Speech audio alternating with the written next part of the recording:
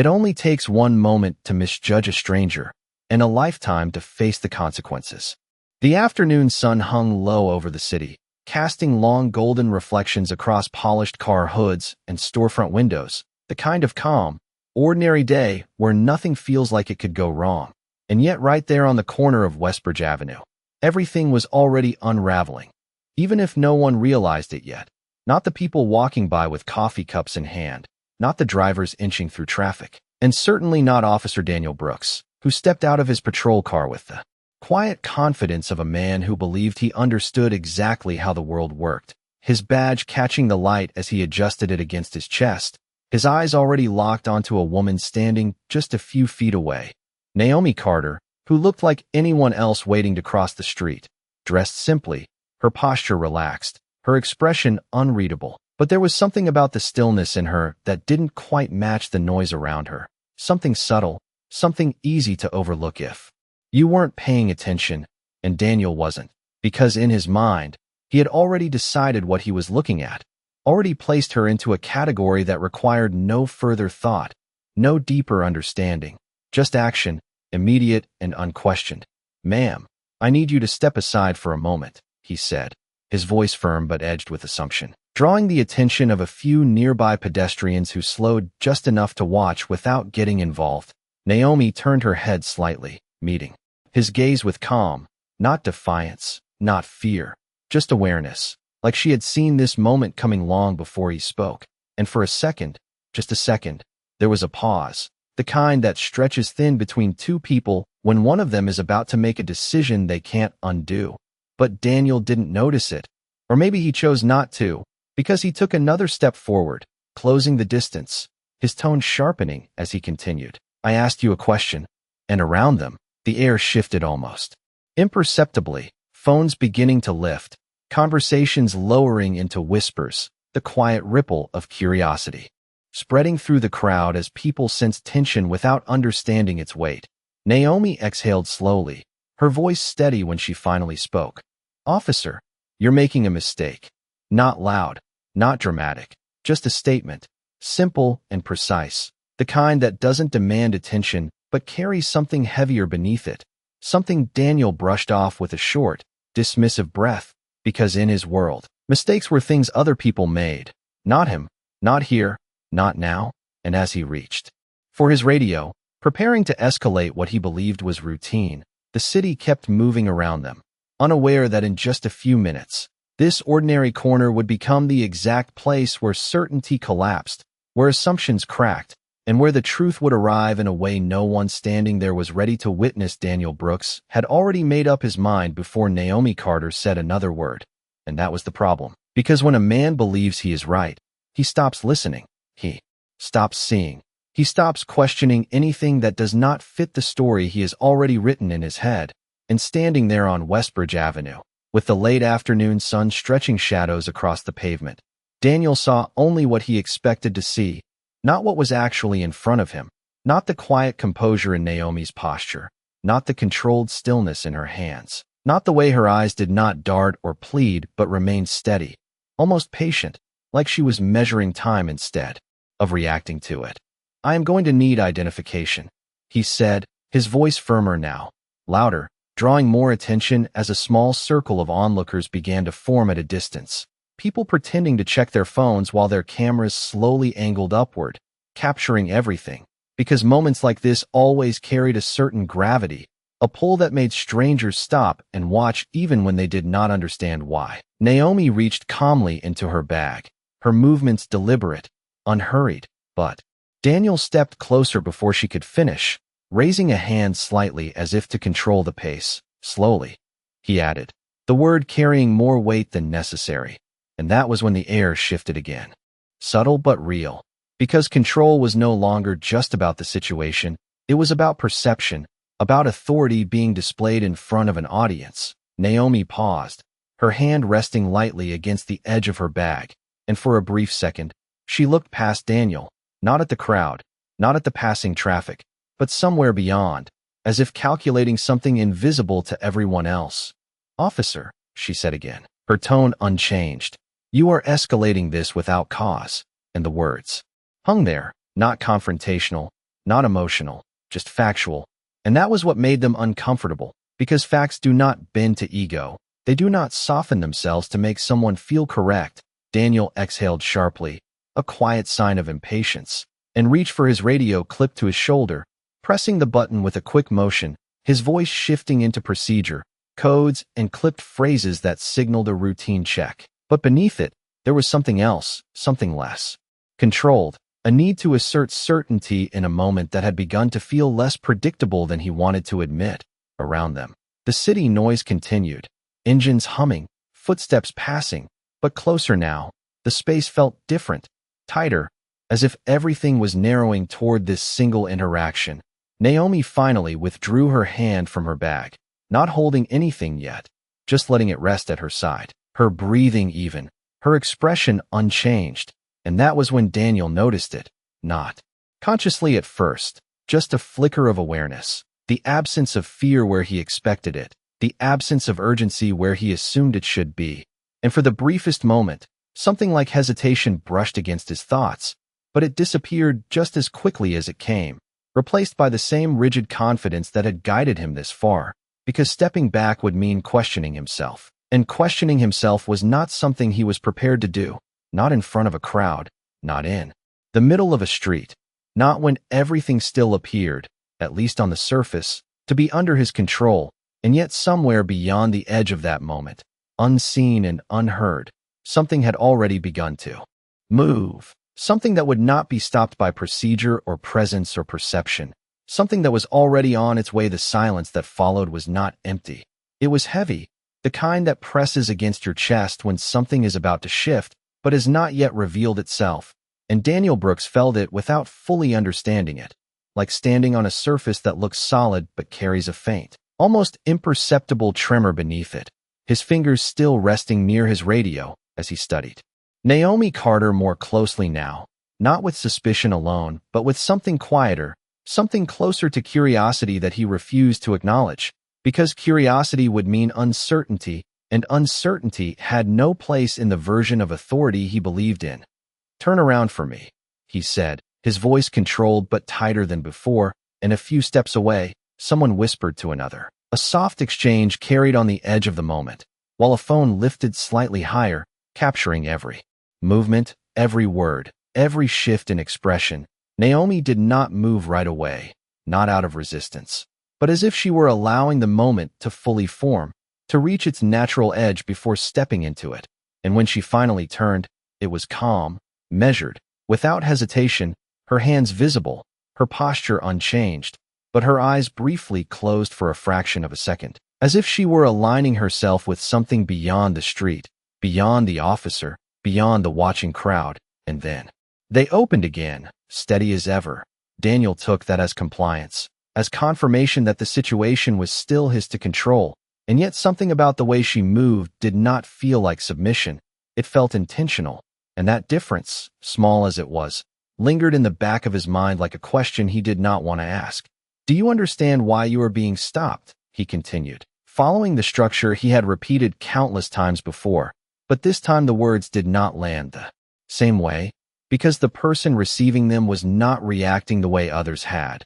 There was no confusion in her expression, no frustration spilling into her voice, only a quiet awareness that seemed to stretch beyond the boundaries of the moment. "I understand exactly what is happening," Naomi replied, her tone even, almost reflective, and that answer, simple as it was, unsettled him more than any argument could have, because it did not challenge him, it did not resist him, it simply existed, unshaken, and for a brief second, Daniel hesitated again. Just long enough for the sound of his radio to break through the tension, a sharp crackle followed by a voice that sounded different from the usual background chatter, more urgent, more focused, but the words were not yet clear, not fully formed, just fragments carried through static, and he adjusted the volume slightly, his attention splitting between the device and the woman in front of him, the crowd now quieter than before, as if even they could feel that something was shifting, something just out of reach. Naomi's gaze lifted slightly, not toward the radio, not toward Daniel, but toward the far end of the street where the sunlight reflected off dark glass, a subtle glint that would have gone unnoticed if not for the stillness surrounding it. And in that moment, the space between what Daniel believed and what was about to happen grew thinner, tighter, like a line drawn too close to breaking. And somewhere deep inside, beneath the layers of certainty he had built over years, a single thought began to surface, faint but undeniable. What if this was not what it seemed? The radio crackle sharpened, no longer background noise, but something cutting through the moment with a clarity that did not belong to routine calls. And Daniel Brooks felt it immediately, a subtle tightening in his chest as the voice on the other end repeated itself, clearer this time, firmer. Unit 7, confirm your location. The tone was different, not casual, not procedural, and for a brief second, Daniel did not respond. His eyes still fixed on Naomi Carter, as if answering too quickly might somehow shift the balance of the situation. Unit 7, respond. The voice insisted, and now the crowd noticed it too. The change in rhythm, the break in normalcy, phone steady, whispers fading into a focused silence. Daniel finally pressed the button. His voice measured but lower than before. Westbridge Avenue. Routine stop, he said, choosing his words carefully. As if precision alone could maintain control, there was a pause on the other end, not long, but long enough to feel intentional. And when the response came, it carried a weight that did not belong to ordinary dispatch. Stand by. Just 2 words, but they lingered, heavy and unresolved, and Daniel felt something shift again. Deeper this time, like a crack forming beneath certainty. Naomi did not move, did not speak, but her gaze lifted once more toward the far end of the street where the reflection had grown clearer now. No longer just light, but shape. Dark vehicles turning the corner, slow, deliberate, their presence subtle yet undeniable, the kind that did not rush because it did not need to.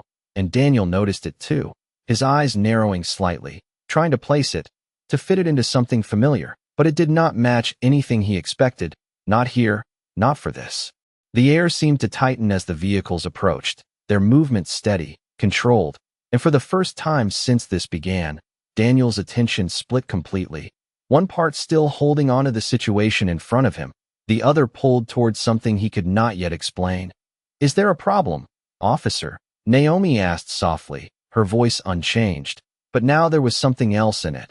Not challenge, not urgency, just a quiet acknowledgement that the moment was no longer his alone. Daniel did not answer right away, his grip on the radio loosening slightly as the vehicles came to a slow stop along the curb, doors still closed, engines low, the kind of presence that did not need to announce itself to be understood.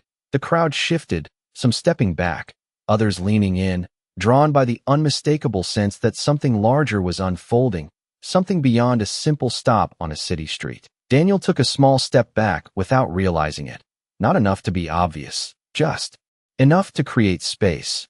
And in that space, doubt finally found its way in, not loud, not overwhelming, just a quiet question rising to the surface, the same one he had pushed away moments earlier. What if this was not what it seemed?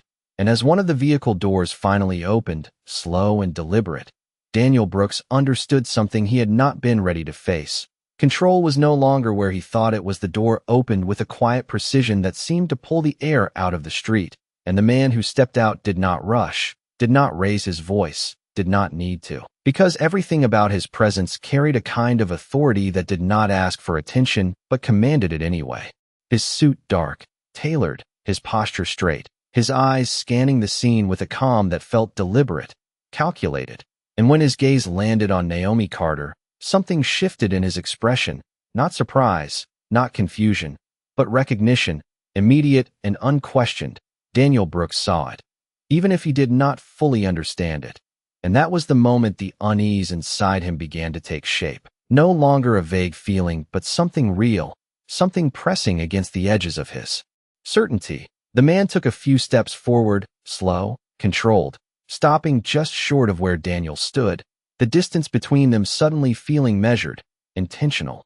"Officer," he said, his tone even, respectful on the surface, but carrying something heavier beneath it, something that made the words sound less like a greeting and more like a line being drawn. Daniel straightened slightly, instinct taking over, his voice returning to form. "This is an active stop," he replied, firm, structured, the words he had used countless times before, But this time they did not land the same way, because the man did not step back, did not yield, did not react the way people usually did.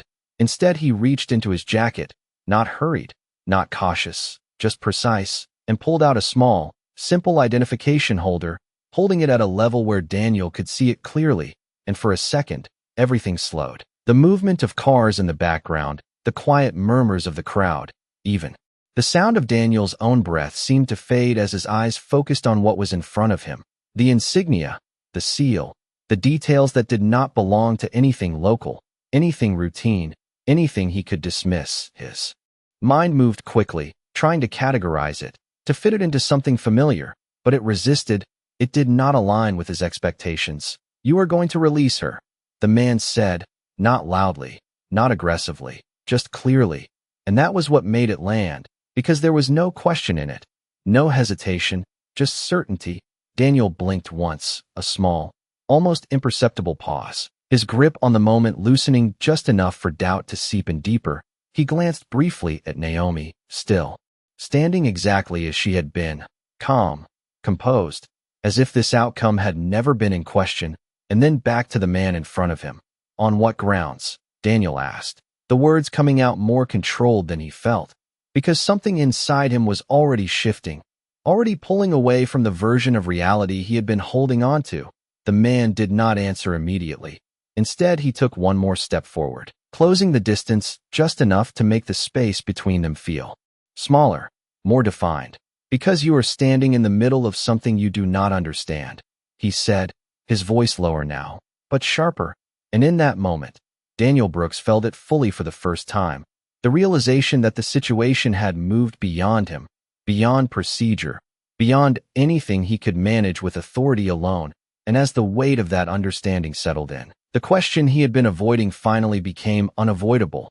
Who exactly was the woman standing in front of him? Daniel Brooks felt the ground beneath his certainty begin to shift in a way he could no longer ignore, not because of raised voices or sudden chaos, but because everything had become too controlled, too precise, like a situation that had already been decided long before he realized he was part of it. His eyes flickered once more between the man holding the identification and Naomi Carter, who had not moved, had not spoken, had not needed to, her silence now carrying more weight than anything said out loud. And for the first time since this began, Daniel noticed something he had completely overlooked before, not her appearance, not her posture, but her composure, the kind that does not come from confidence alone but from authority that does not need to prove itself. "I am asking you one more time," the man in the suit said, his tone still calm but now edged with finality. "Step back." And the words did not feel like a suggestion. They felt like a boundary, one Daniel had already crossed without realizing it.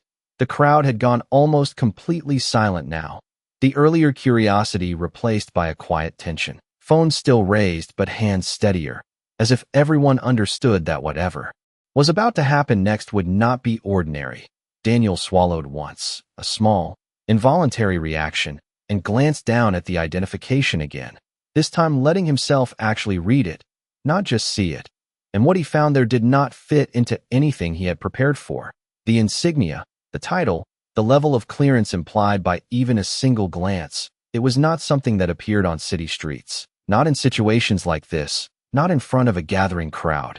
And yet here it was, undeniable, unexplainable within the limits of his assumptions. His radio crackled again, louder this time, sharper. "Unit 7, confirm status immediately." The voice now unmistakably urgent, and Daniel hesitated, just for a fraction of a second. But it was enough for the moment to tilt completely out of his control, because hesitation in a situation built on certainty is not small. It is everything. Naomi finally shifted slightly, not stepping forward, not pulling away, just turning her head enough to look directly at him again, her expression unchanged, but her eyes now holding something clearer, not warning, not threat, but truth, simple and direct.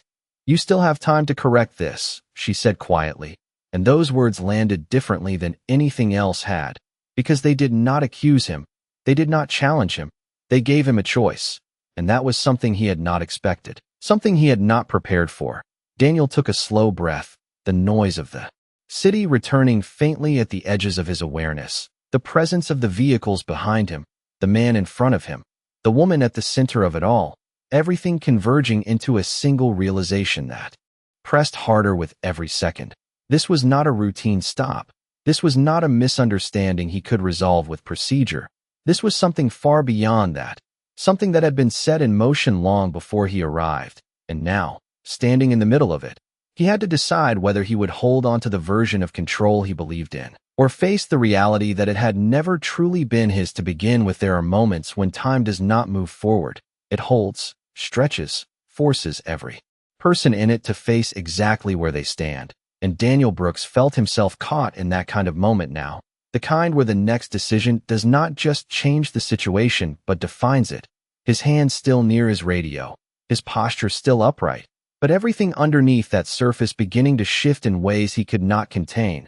The man in the suit did not speak again, did not need to, because silence had already done the work. It had stripped away the noise, the assumptions, the false sense of control, leaving only the truth of the situation standing in the open air of Westbridge Avenue.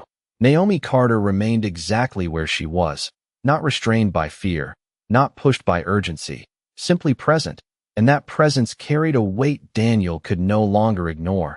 It was not loud, it was not forceful, but it was absolute. The kind of authority that does not need to raise its voice because it already exists beyond challenge. And for the first time, Daniel allowed himself to see it, not as a possibility, not as a doubt, but as something real, something he had overlooked from the very beginning. His radio crackled again, sharper now, cutting through the stillness with unmistakable urgency. Unit 7, stand down immediately. The voice said, no longer a suggestion, no longer routine, but direct, final, and it landed differently this time, not as interference, but as confirmation. Confirmation that everything he had been holding on to was no longer valid. The crowd shifted slightly, a subtle movement as people leaned in.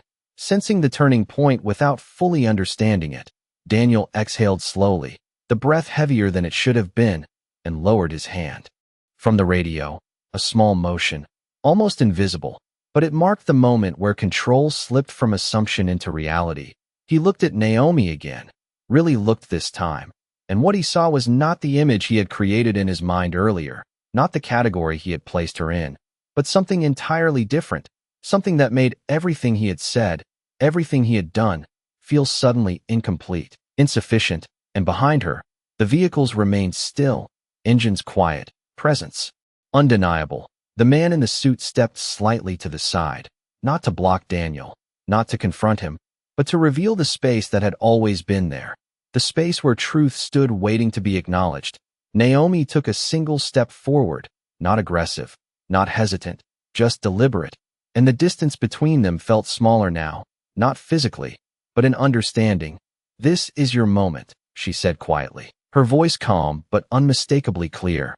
What you do next matters, and those words settled deeper than anything else had, because they were not about authority, not about control, but about choice. And choice was something Daniel could not deflect, could not override, could not ignore. The street around them remained still, the crowd silent, the air heavy with expectation, and in that stillness, Daniel Brooks understood something that would stay with him long after this moment ended. Power was not just about what you could enforce, it was about what you chose when the truth was standing right in front of you. Daniel Brooks did not move right away, and in that stillness, something inside him finally gave way. Not loudly, not dramatically, but in the quiet way certainty breaks when it can no longer hold itself together. His shoulders lowered just slightly, the rigid edge in his posture softening as the weight of everything around him settled into something undeniable. The radio at his side went silent, as if even it had said everything it needed to say, and for the first time since this moment began, Daniel was not reacting, not asserting, not controlling. He was thinking, really thinking, and that was what changed everything, because once a man begins to question himself, he can no longer hide behind what he thought he knew.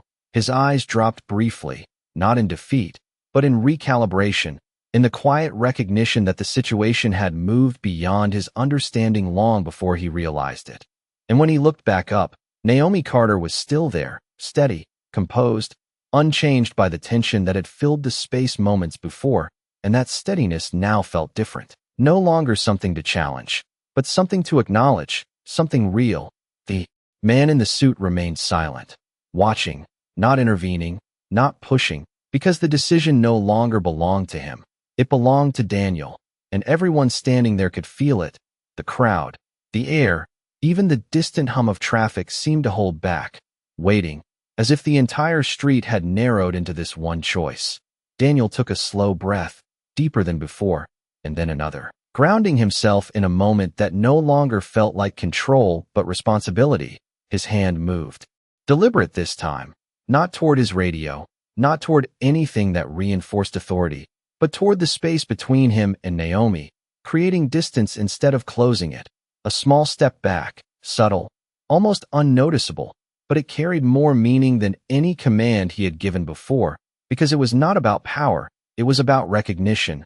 "Ma'am," he began, his voice lower now, stripped of the sharp edge it carried earlier, and the words sounded different this time, not as a formality, not as a control mechanism, but as respect, genuine and unforced. The shift was clear, not just in tone but in presence, and Naomi saw it immediately, not because it was dramatic, but because it was real. "I need to reassess this situation," he continued, choosing each word carefully, not to protect himself, but to align with what he now understood to be true.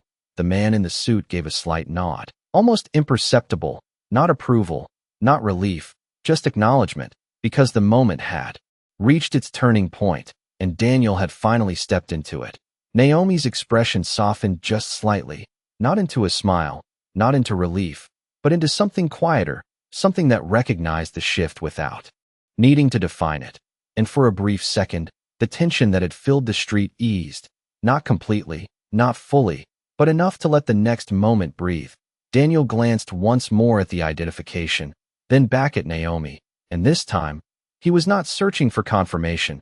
He was accepting what had already been placed in front of him, the realization settling in fully now, steady and unavoidable, that the situation had never been what he assumed, and that the person standing in front of him had never needed to prove anything at all, because the truth had been there from the beginning.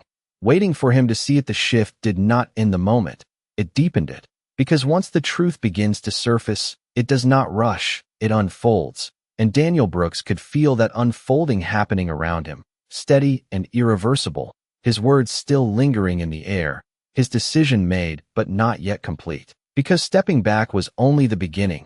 Understanding what he had stepped into was something else entirely. Naomi Carter watched him closely, not with judgment, not with satisfaction, but with a quiet awareness that carried its own kind of weight, the kind that comes from knowing exactly where you stand and never needing to prove it.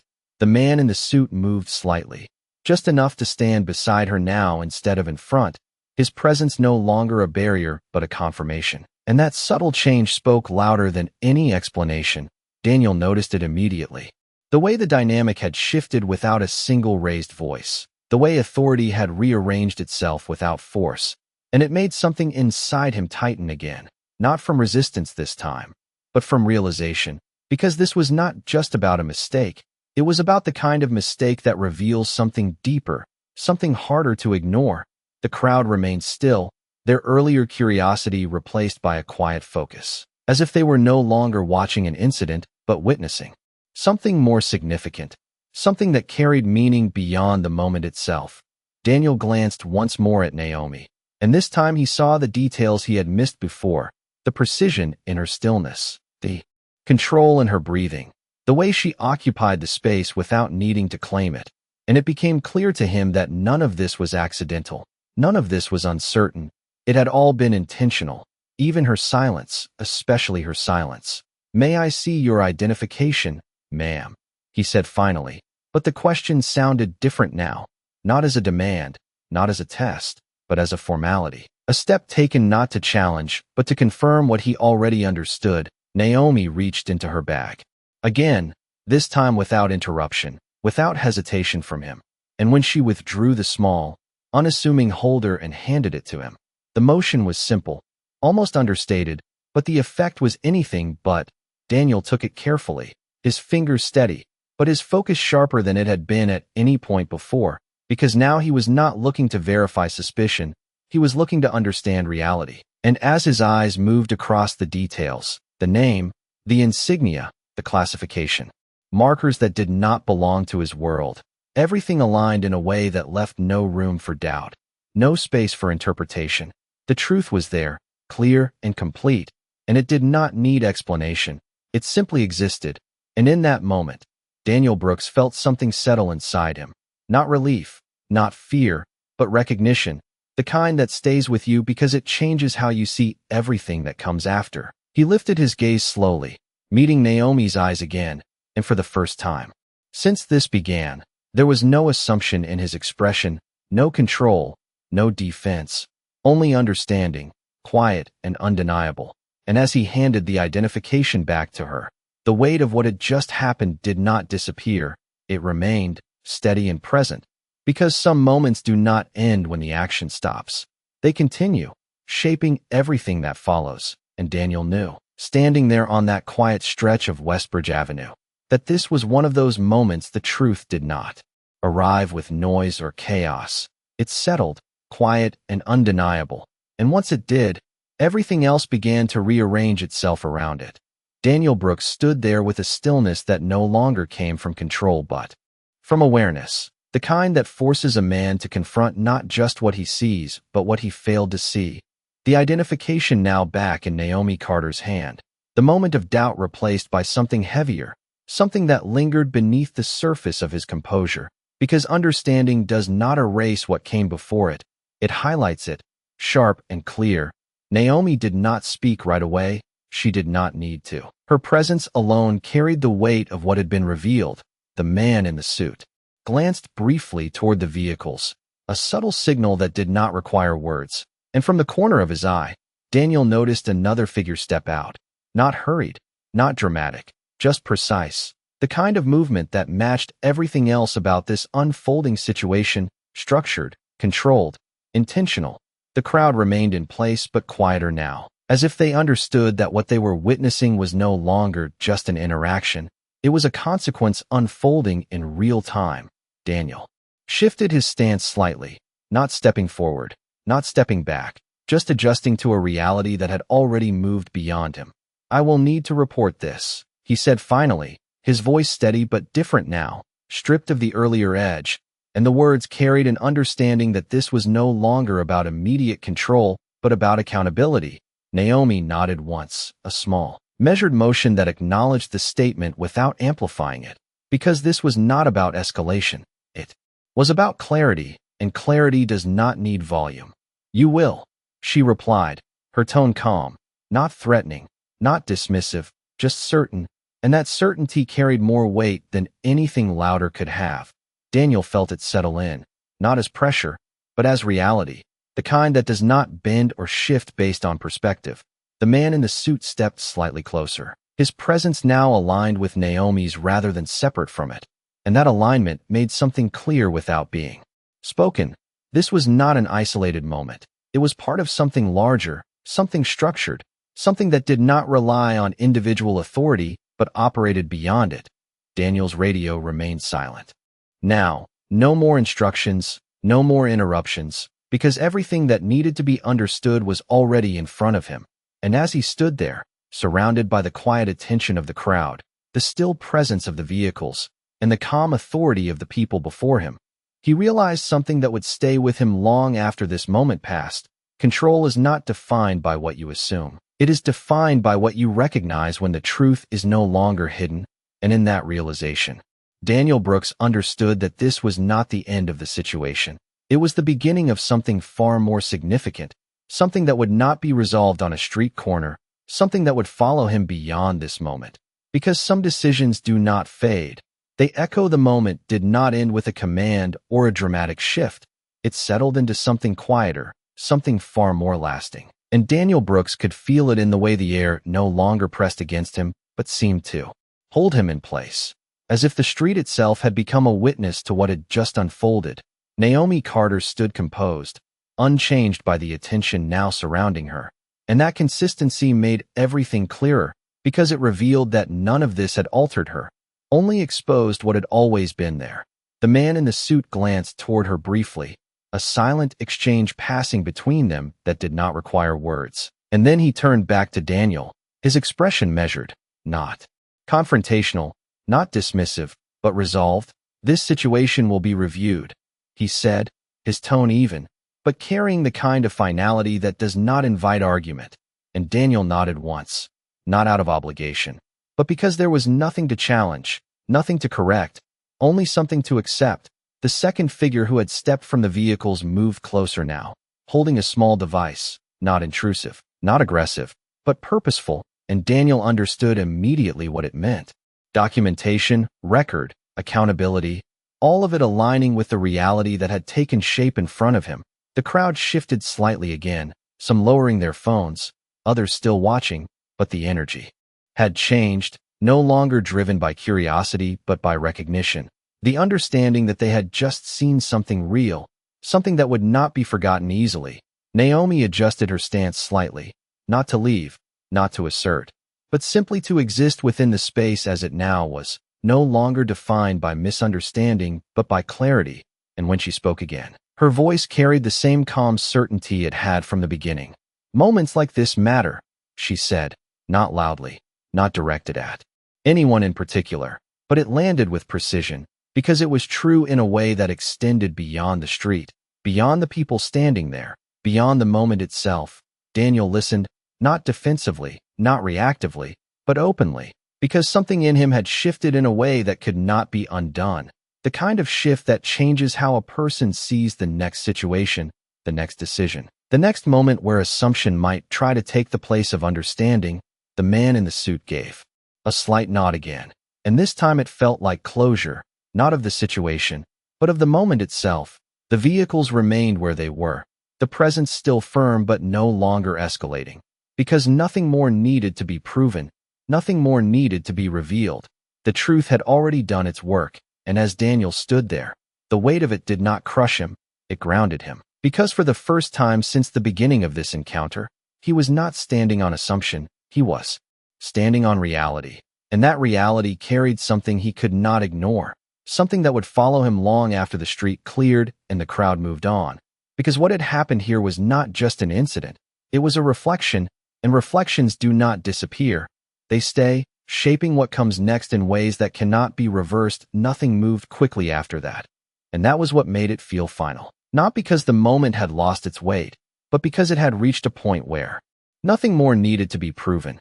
The truth had already settled into every corner of the street, into every quiet glance, every lowered phone, every slowed step of the people who had stopped to watch.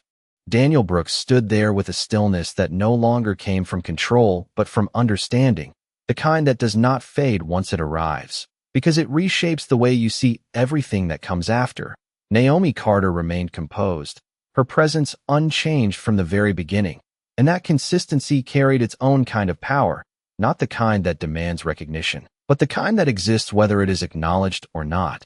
The man in the suit stepped slightly back now, not retreating, not disengaging, but allowing the space to return to what it had been before the moment began, and yet nothing about it felt the same, because once something has been revealed, it cannot be unseen.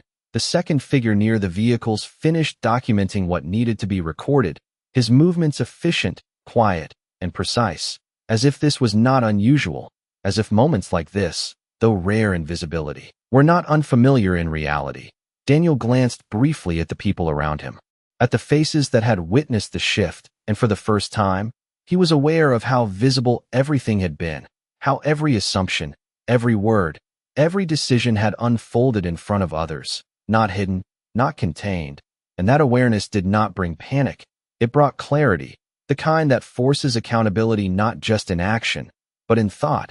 Naomi adjusted the strap of her bag slightly, a small, almost ordinary gesture, and began to step forward, not away, not in a hurry, just moving with the same calm purpose she had carried from the beginning. And as she passed Daniel, she paused for a brief second, not long enough to draw attention, but long enough to be intentional. "What you saw today," she said quietly, her voice steady, "is not power changing, it is power being seen." And the words settled deeper than anything else had, because they did not speak about the moment alone. They spoke about something larger, something that extended beyond the street, beyond the people, beyond the situation itself. Daniel did not respond right away, not because he had nothing to say, but because the weight of what had been said required more than a quick answer. It required reflection, and reflection was something he could not rush. The vehicles remained in place for a few seconds longer. Then one by one, their engines shifted, subtle but clear, and they began to move, not abruptly, not dramatically, just continuing forward as if they had only ever been passing through. The man in the suit gave one final glance toward Daniel, not judgmental, not approving, just acknowledging, and then followed, leaving the space behind quieter, lighter, but not unchanged, because change had already taken place. Daniel remained where he was, the sounds of the city slowly returning to their normal rhythm around him, footsteps resuming, conversations picking back up, life continuing as it always does. And yet for him, something was different. Something had shifted in a way that could not be undone, not because of what had happened, but because of what had been revealed. And as he stood there on that same stretch of Westbridge Avenue, now just another part of the city again, he understood that this moment would not stay here. It would follow him, shape him, and define what he chose the next time. He believed he understood everything before truly seeing it. Some moments do not end when people walk away. They echo, quietly at first, then deeper, shaping the way a person sees everything that comes after. And as the last of the vehicles disappeared down Westbridge Avenue, that echo remained with Daniel Brooks. Not loud, not overwhelming, but steady, like a truth that had finally found its place. The street returned to normal, footsteps resumed, conversations picked up, the glow of late afternoon settled back into something ordinary. But Daniel knew nothing about this moment was ordinary, because for the first time, he had been forced to confront the space between what he assumed and what was real, and that space was not small. It was wide, filled with everything he had overlooked, everything he had not questioned, everything he had believed without truly seeing. He stood there for a while longer, not out of uncertainty, but because leaving too quickly would feel like escaping something that was meant to stay with him. His radio remained silent, his surroundings familiar. Again, but his perspective no longer the same. And in that stillness, he replayed it, not the commands, not the procedures, but the moments in between, the pause before he spoke, the calm in Naomi Carter's voice, the way she never raised it, never needed to, the way authority revealed itself without force, without urgency, without fear. And that was what stayed with him most, not the correction, not the intervention, but the realization that real power does not demand recognition. It exists, whether it is acknowledged or not. Naomi had not needed to prove who she was. She had only needed to stand in truth long enough for it to be seen. And that understanding settled deeper than any instruction ever could, because it changed the way Daniel would see the next person, the next situation, the next moment where assumption might try to take control again. He finally turned, walking back toward his patrol car, his steps steady but slower than before, not weighed down, but grounded. Because something inside him had shifted in a way that would not fade with time. The kind of shift that does not announce itself but reveals itself later, in choices, in pauses, in the moments where a person decides whether to act on assumption or to look again, to listen again, to understand before deciding. And as he reached for the door handle, the reflection in the window caught his eye for just a second, not as a mirror of who he had been, but as a quiet reminder of who he had to choose to be moving forward. Because what happened on that street was not just a mistake corrected, it was a lesson revealed, one that did not need to be repeated if it was truly understood. And as the engine started and the city moved on around him, one thought remained, steady and unshaken. He thought he was in control of the moment, but the moment had been revealing the truth all along. And from that day forward, Daniel Brooks would never see authority the same way again.